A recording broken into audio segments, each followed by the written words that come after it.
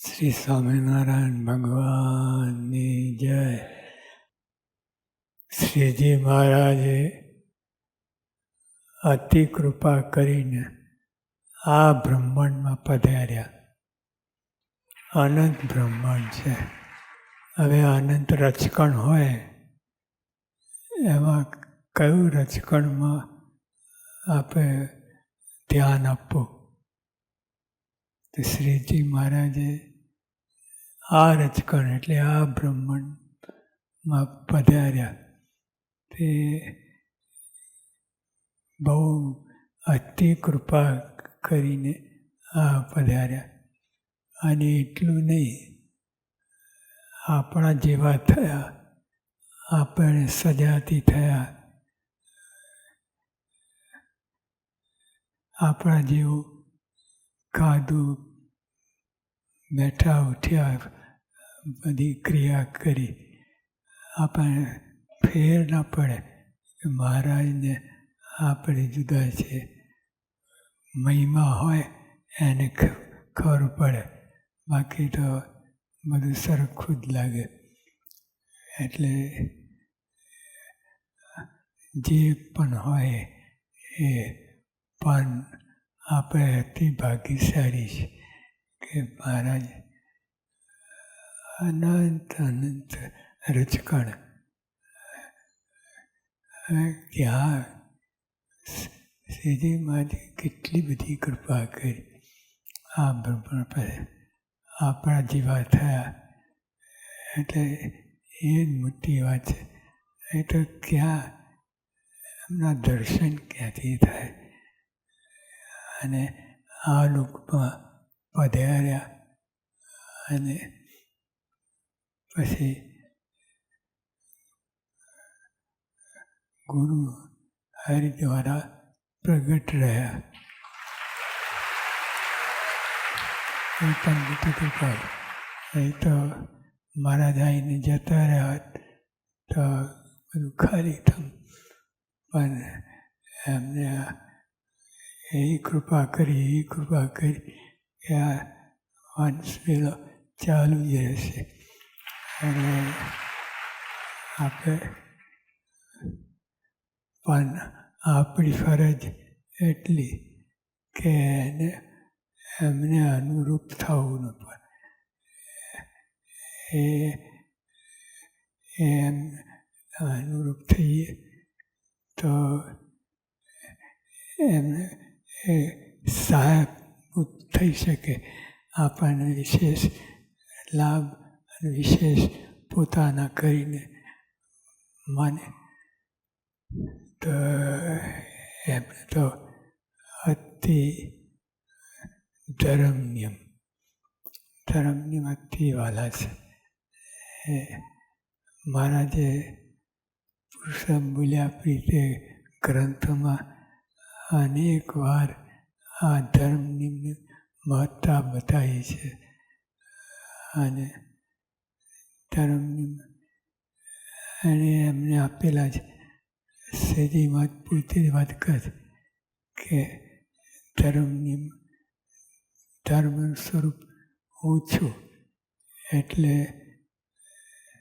જે ધર્મ પારે એ મહારાજનું સ્વરૂપ બની ગયા. એટલું બધી મહારાજે એટલે ધર્મની આપણે પારવાના છે.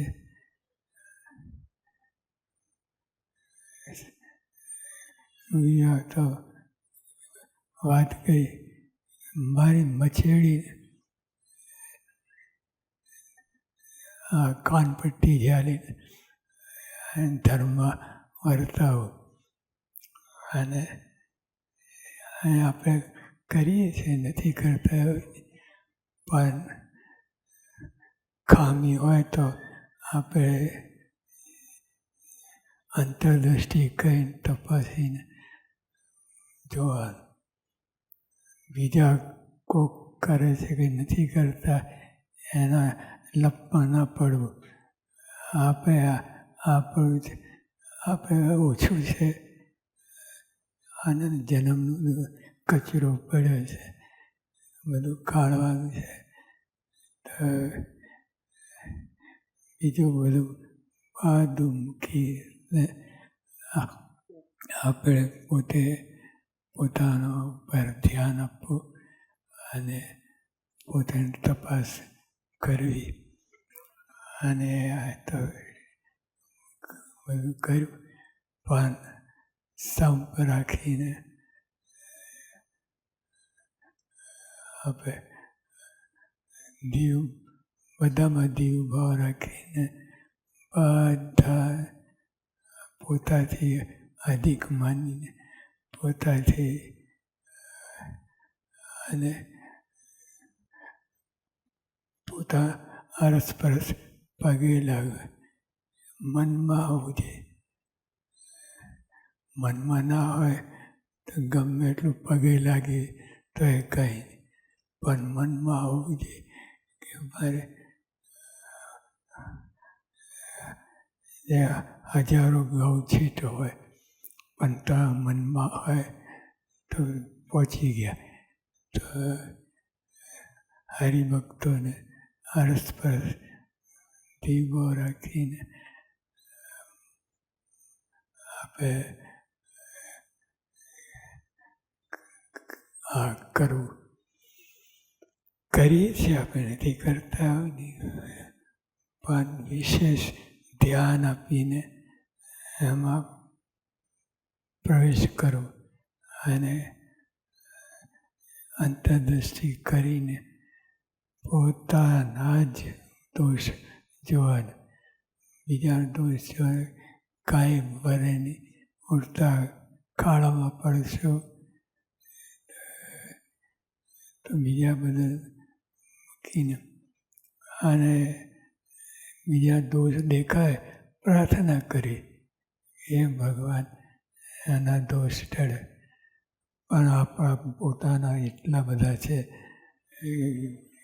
પાર નથી તો બીજાને પણ છતાંય બીજા માટે આ રીતે ભક્તિ ભાવથી એના માટે પ્રાર્થના કર્યા કરે અને બધા આખો સત્સંગ ધીરું મને મહિમા સમજીને મહિમા છે મૂળ મહિમા છે ની ખામીને લીધે આ બધી ધમાલ થાય છે, એટલે ઘર્ષણ થાય છે, એકબીજાનું મન ઉચ્ચારે, આ બધું કારણ મહિમાની ખામી. એટલે મહિમા છે સત્સંગમાં પ્રવેશ કર્યો